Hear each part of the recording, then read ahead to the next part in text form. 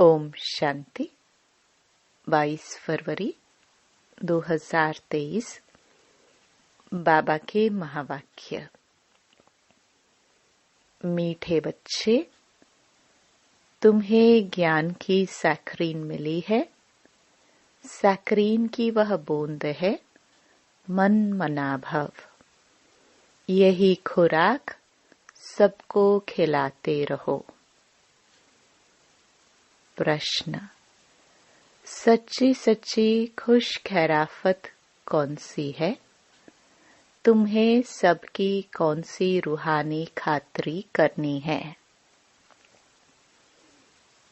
उत्तर: हर एक को बाप का परिचय देना, यही है सच्ची सच्ची खुश खैराफत। तुम श्रीमत पर सबको खुशी की खुराक खिलाते रहो।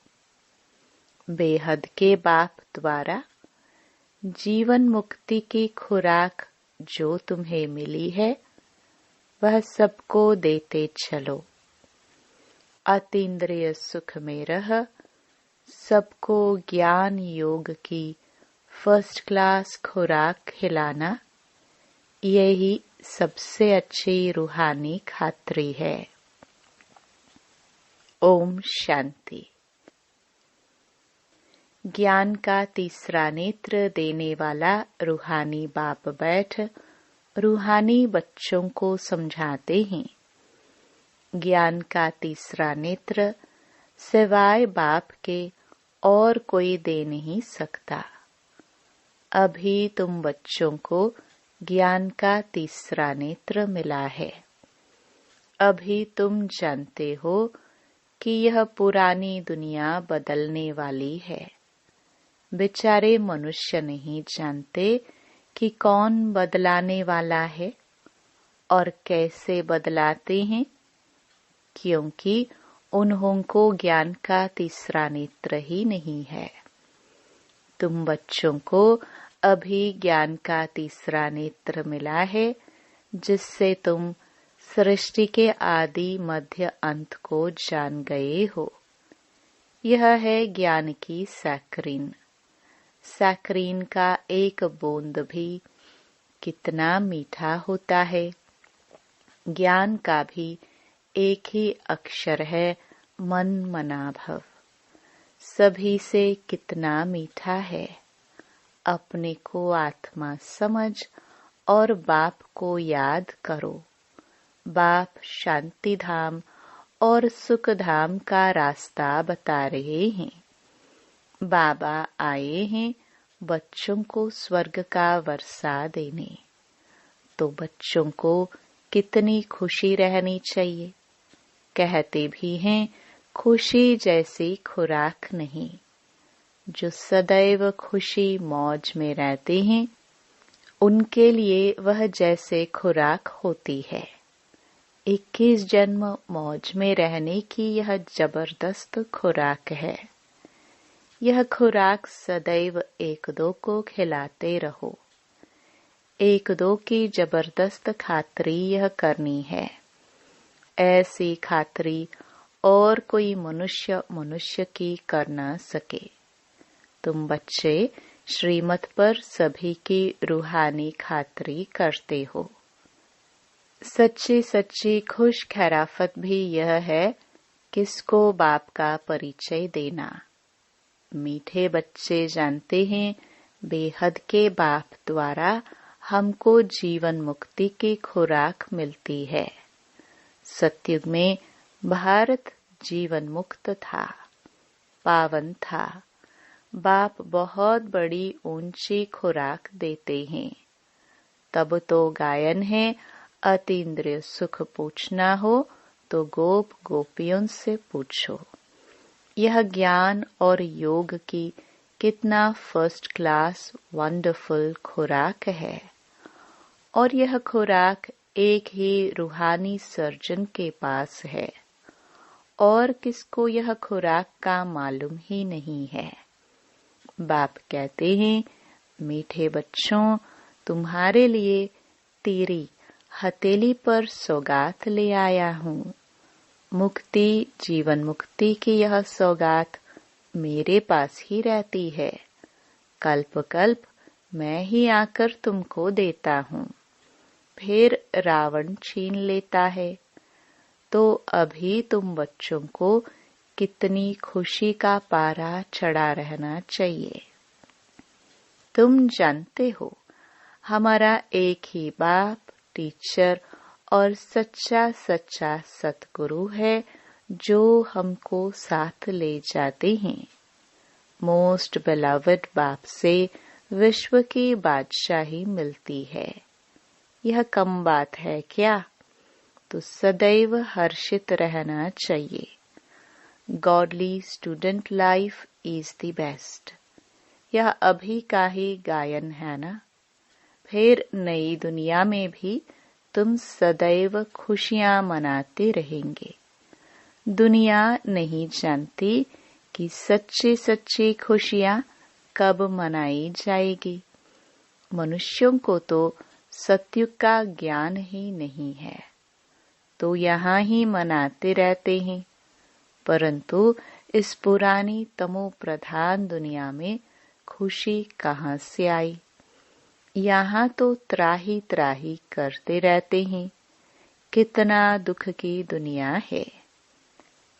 बाप तुम बच्चों को कितना सहज रास्ता बताते हैं। गृहस्थ व्यवहार में रहते कमल फूल समान रहो। धंधा धोरी आदि करते भी मुझे याद करते रहो। जैसे आशिक और माशुक होते हैं, वह तो एक दो को याद करते रहते हैं। वह उनका आशिक, वह उनका माशुक होता है।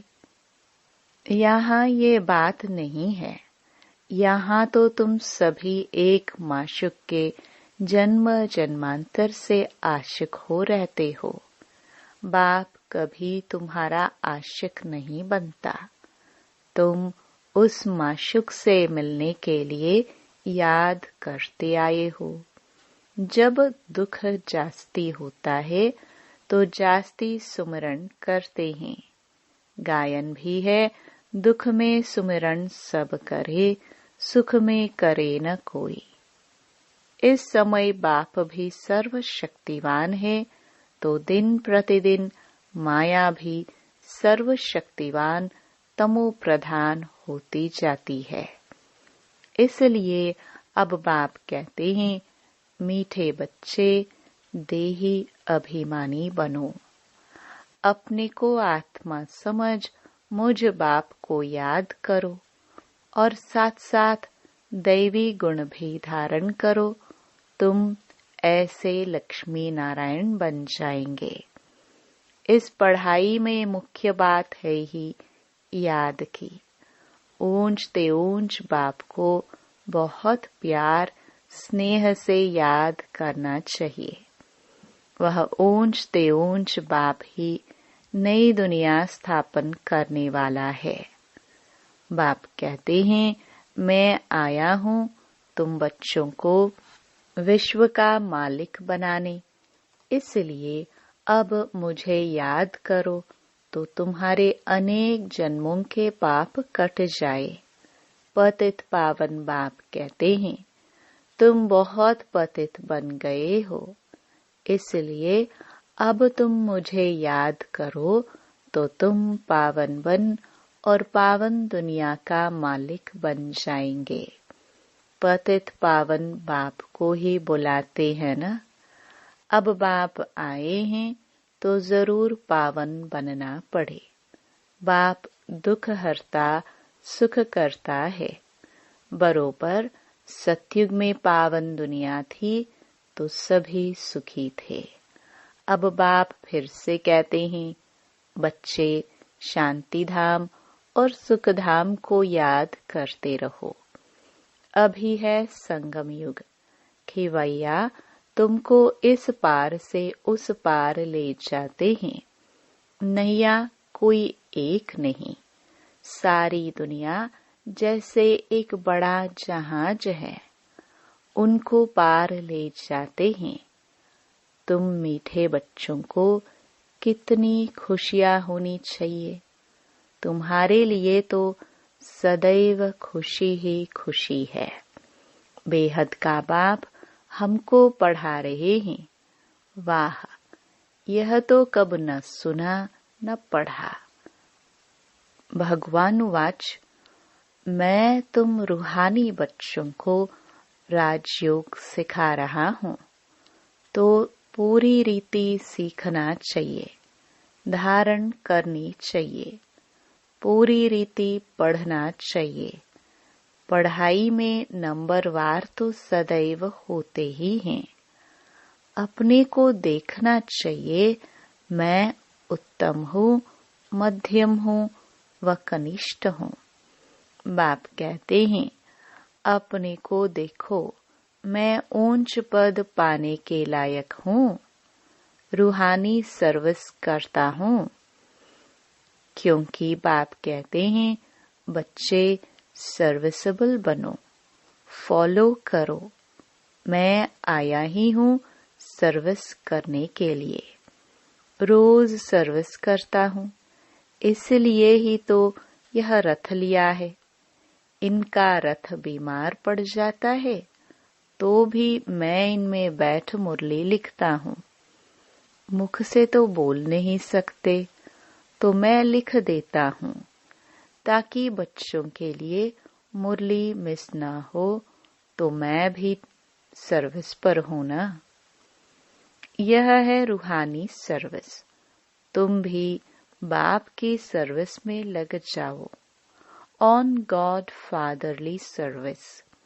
बाप ही तुमको सारे विश्व का मालिक बनाने आए हैं।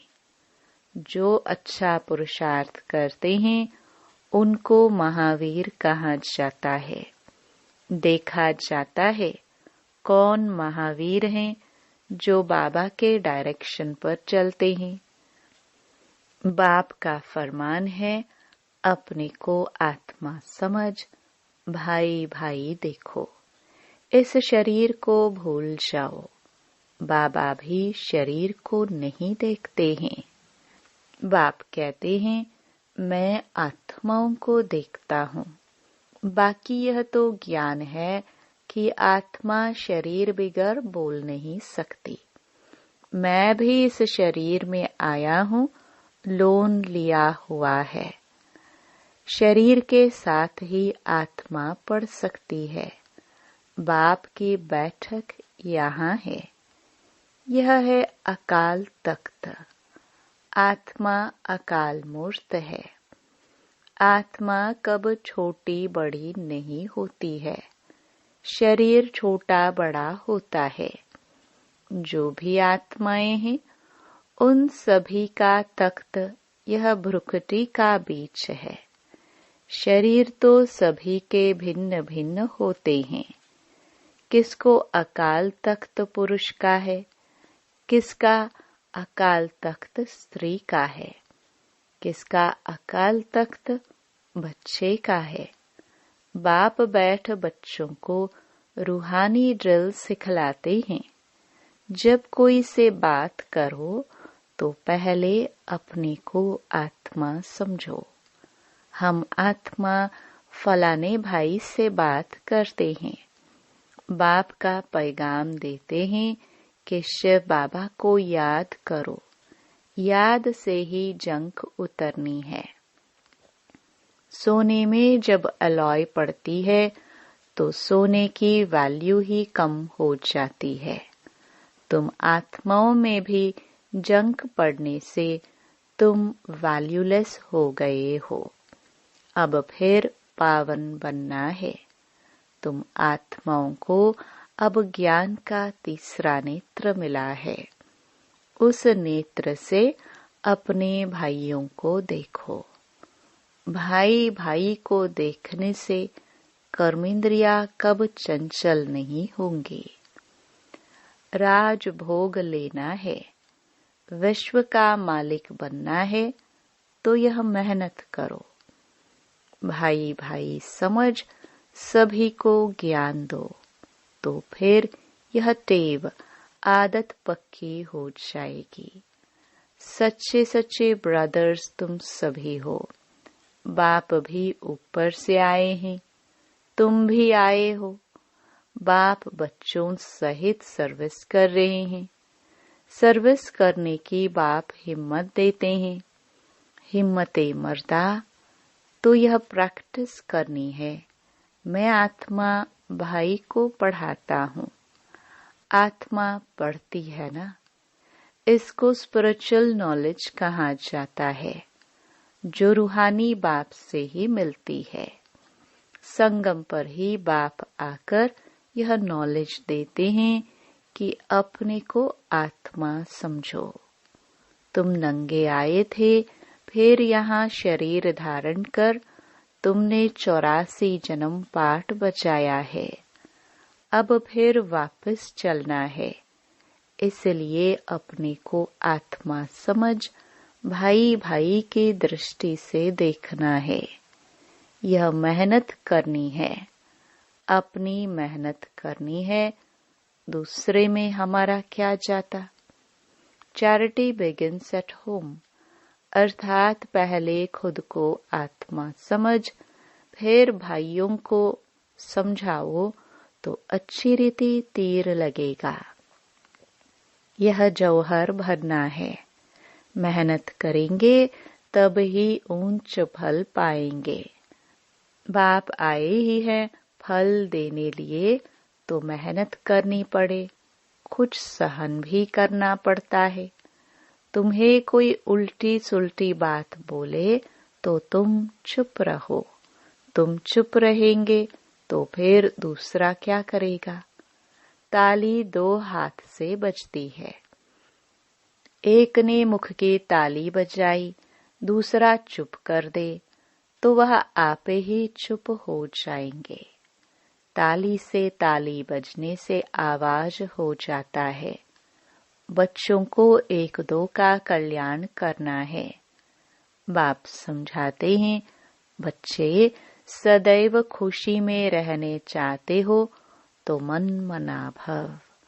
अपने को आत्मा समझ बाप को याद करो। भाइयों, आत्माओं तरफ देखो। भाइयों को भी यह नॉलेज दो। यह टेव पड़ जाने से फिर कभी क्रिमिनल आई धोखा नहीं देगी।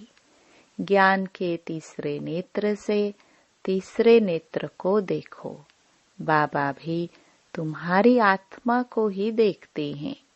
कोशिश यह करनी है सदैव आत्मा को ही देखे, शरीर को देखे ही नहीं। योग कराते हो तो भी अपने को आत्मा समझ भाइयों को देखते रहेंगे तो सर्विस अच्छी होगी। बाबा ने कहा है, भाइयों को समझाओ। भाई सभी बाप से वर्षा लेते हैं। यह रूहानी नॉलेज एक ही बार तुम ब्राह्मण बच्चों को मिलती है। तुम ब्राह्मण हो, फिर देवता बनने वाले हो। इस संगम युग को थोड़े छोड़ेंगे, नहीं तो पार कैसे जाएंगे। कूदेंगे थोड़े। यह वंडरफुल संगम युग है, तो बच्चों को रूहानी यात्रा पर रहने की टेव डालनी है। तुम्हारे ही फायदे की बात है। बाप की शिक्षा भाइयों को देनी है। बाप कहते हैं, मैं तुम आत्माओं को ज्ञान दे रहा हूँ। आत्मा को ही देखता हूँ। मनुष्य मनुष्य से बात करेगा तो उनके मोह को देखेगा ना। तुम आत्मा से बात करते हो तो आत्मा को ही देखना है। भल शरीर द्वारा ज्ञान देते हो, परंतु इसमें शरीर का भान तोड़ना होता है। तुम्हारी आत्मा समझती है, परमात्मा बाप हमको ज्ञान दे रहे हैं। बाप भी कहते हैं, आत्माओं को देखता हूँ। आत्माएं भी कहती हैं, हम परमात्मा बाप को देख रहे हैं, उनसे नॉलेज ले रहे हैं। इसको कहा जाता है स्पिरिचुअल ज्ञान की लेन देन, आत्मा की आत्मा के साथ। आत्मा में ही ज्ञान है, आत्मा को ही ज्ञान देना है। यह जैसे जौहर है, तुम्हारे ज्ञान में यह जौहर भर जाएगा तो किसको भी समझाने से झट तीर लग जाएगा। बाप कहते हैं प्रैक्टिस करके देखो तीर लगता है या नहीं। यह नई टेव आदत डालनी है तो फिर शरीर का भान निकल जाएगा। माया के तूफान कम आएंगे, बुरे संकल्प नहीं आएंगे, क्रिमिनल आई भी नहीं रहेगी। हम आत्मा ने 84 का चक्कर लगाया, अब नाटक पूरा होता है। अब बाप की याद में रहना है। याद से ही तमो प्रधान से सतो प्रधान बन सतो प्रधान दुनिया के मालिक बन जाएंगे। कितना सहज है, बाप जानते हैं। बच्चों को यह शिक्षा देना भी मेरा पाठ है, कोई नई बात नहीं। हर 5000 वर्ष बाद हमको आना होता है। मैं बंधाईमान हूँ, बच्चों को बैठ समझाता हूँ। मीठे बच्चे, रूहानी याद की यात्रा में रहो तो अंतमति सोगति हो जाएगी। यह अंत काल है ना, मामेकम याद करो तो तुम्हारी सद्गति हो जाएगी। याद की यात्रा से पाया पिल्लर मजबूत हो जाएगा। यह देही अभिमानी बनने की शिक्षा एक ही बार तुम बच्चों को मिलती है। कितना वंडरफुल ज्ञान है। बाबा वंडरफुल है तो बाबा का ज्ञान भी वंडरफुल है। कब कोई बता ना सके। अभी वापस चलना है, इसलिए बाप कहते हैं मीठे बच्चों यह प्रैक्टिस करो। अपने को आत्मा समझ, आत्मा को ज्ञान दो। तीसरे नेत्र से भाई भाई को देखना है, यही बड़ी मेहनत है। अच्छा, मीठे मीठे सिखिलदे बच्चों प्रति माता पिता बाप दादा का याद प्यार और गुड मॉर्निंग। रूहानी बाप की रूहानी बच्चों को नमस्ते। धारणा के लिए मुख्य सार। पहला, आत्मा भाई भाई को देखने का अभ्यास करना है। अपने को आत्मा समझ भाई भाई को ज्ञान देना है। महावीर बन इस फरमान को पालन करना है। दूसरा, तुम्हें कोई उल्टी सुल्टी बात बोले तो तुम चुप रहो।